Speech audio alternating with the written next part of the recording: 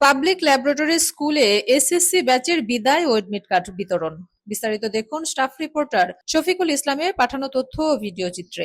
পুরান ঢাকার বংশাল থানার আওতাধীন পাবলিক ল্যাবরেটরি স্কুলে ২০২৬ সালের এসএসসি পরীক্ষার্থীদের বিদায়, এডমিট কার্ড বিতরণ ও দোয়া মাহফিল অনুষ্ঠিত হয়েছে।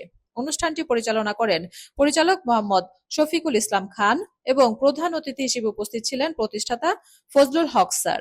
বক্তারা শিক্ষার্থীদের সফলতার জন্য পরিশ্রম ও আত্মবিশ্বাসের উপর গুরুত্ব আরোপ করেন।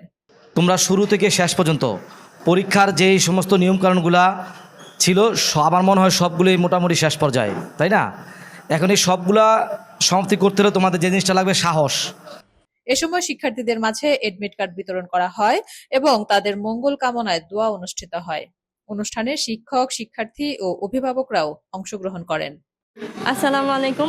এসডি টেলিভিশনের মাধ্যমে সকলের কাছে দোয়া চাই আমরা যেন এসএসসি পরীক্ষায় ভালো ফলাফল করতে পারি এবং আমার শিক্ষকদের জন্য দোয়া করবেন।